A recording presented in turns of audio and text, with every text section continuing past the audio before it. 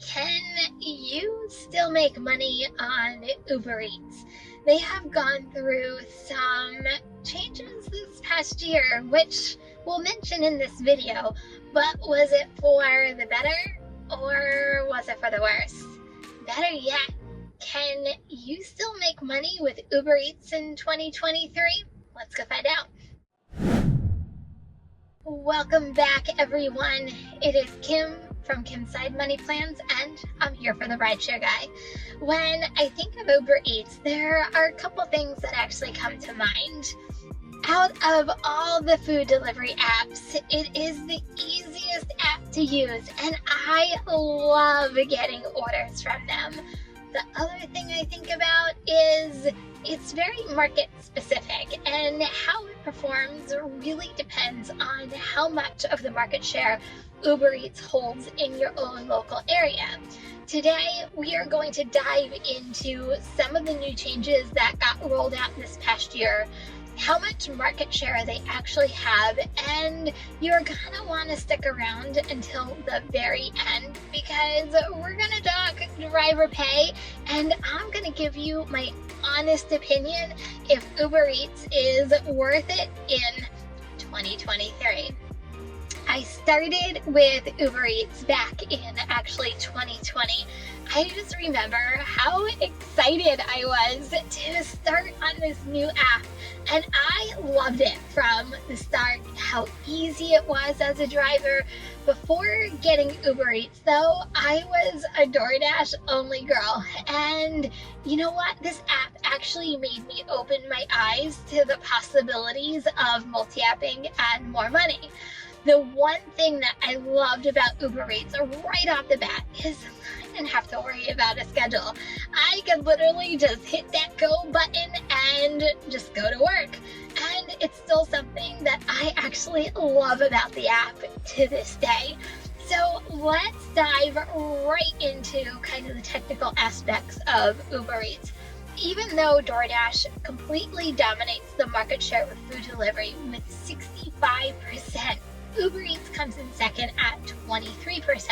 When I think of food delivery, I want to stay busy and get orders. I don't know about you, but I've seen a major uptick with new drivers in my area, so it's still a very popular app, but it also takes away from you getting orders if there's more drivers on. It's simple, supply and demand.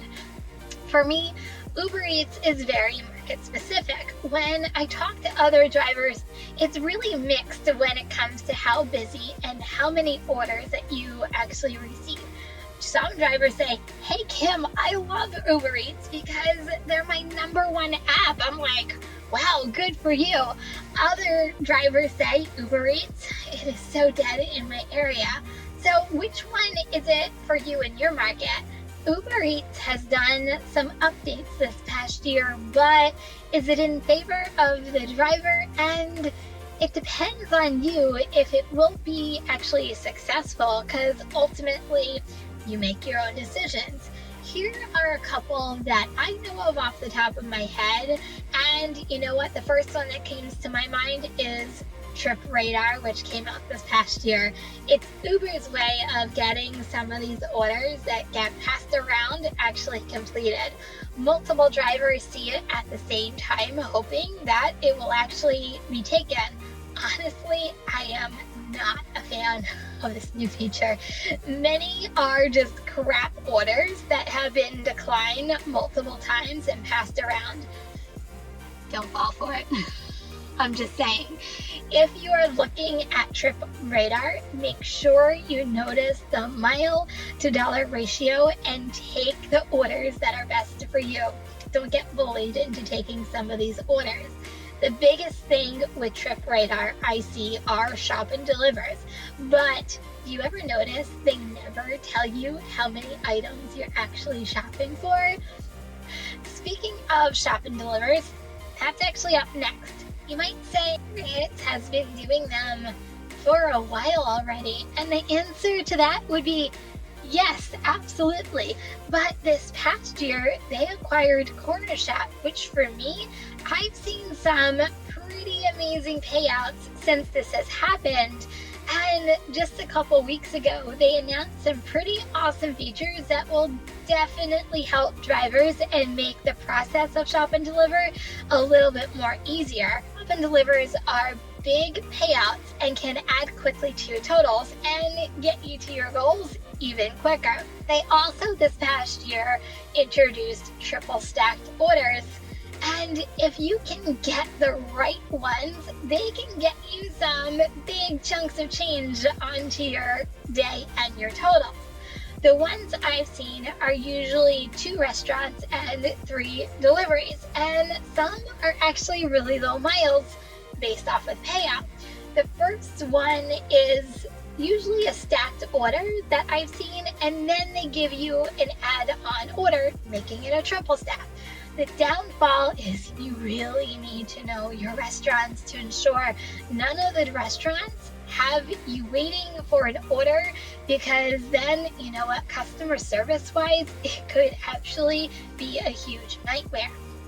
But the ones lately that I've seen, they're actually putting all 3 orders on the same offer screen. But the bad side is, you don't know all the restaurants, you only know one, which can be super risky. So go into these orders with eyes wide open. Make sure that you're making smart decisions and the money is worth the miles and time invested into these orders. The last one has to do with more pay, which we'll get into shortly, but it's also an update, so I'm gonna go with it here. Uber Eats now pays a pretty penny if you achieve the diamond status on Uber Pro. In my market, it's $475. According to Uber Eats, and I'm going to quote them, to receive a cash reward, you must achieve or pre-qualify for the diamond status on Uber Pro program period and maintain such status until the end of the program period. But, you know, there's always a catch, and you have to have an acceptance rate of 85% or better. Holy, that's ridiculously high. As a driver, you are going to have to ask yourself, does Uber Eats send you enough good orders to achieve that 85% rate? Or are you willing to take some orders that you might not want to take to achieve it? I have to say though, $475 is a pretty sweet and nice payout. Okay, so let's get into pay. I've also said Uber Eats has some of the best paying orders and also some of the worst paying orders I've seen in the food delivery space. According to Indeed, the average driver makes around $15 per hour, but other websites that I was doing research and read up on say that it's $15 to $18 per hour. To me, the biggest issue with Uber Eats is when it comes to pay is tip baiting. Yes, it does happen. Yes, it does suck. It's probably the worst feature Uber Eats has. Any tip baiting on any platform, to me, is just completely unacceptable and definitely the one thing I hate about this app. But for me, it has only happened a handful of times, but when you have already accounted for an order, man, that just like sets you back, even if it's only $2 or $3 or even $5. When you look at the base pay out of the big 3 food delivery apps, Uber Eats is the lowest out of all 3, but not by much, but still the lowest. I'm going to talk about my market for an example on some of these things I'm going to talk about.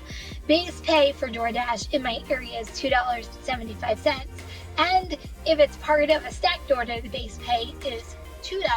Now, Uber Eats, base pay definitely varies by a whole bunch of factors, but on an average, my area is around $2, but if it's part of a stacked order, it's $1.50.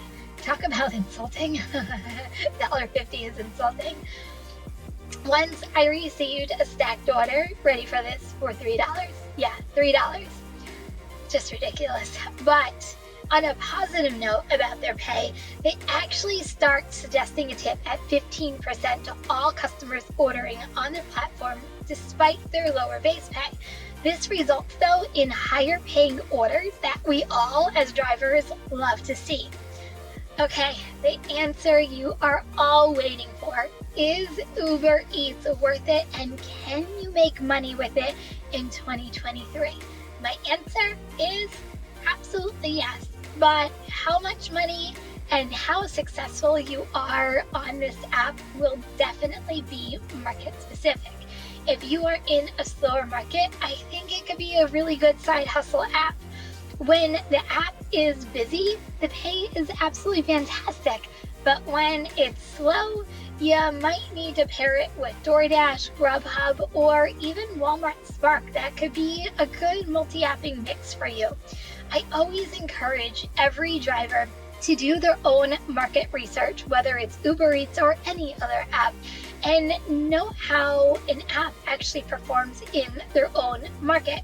If you are new to food delivery, start with one app if Uber Eats is the one app. Once you get to know it, then expand to another app for those down moments when the orders aren't coming in if it's not as busy in your market. Let me know.